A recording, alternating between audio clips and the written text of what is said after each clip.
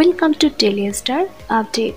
একের পর এক নতুন ধারাবাহিকে ফিরছেন জনপ্রিয় অভিনেতা এবং অভিনেত্রীরা। খুব শীঘ্রই জি বাংলায় আসতে চলেছে পল্লবী শর্মার নতুন ধারাবাহিক। এছাড়া স্টার জলসায় ফিরছেন জনপ্রিয় অভিনেত্রী স্বস্তিকা দত্ত।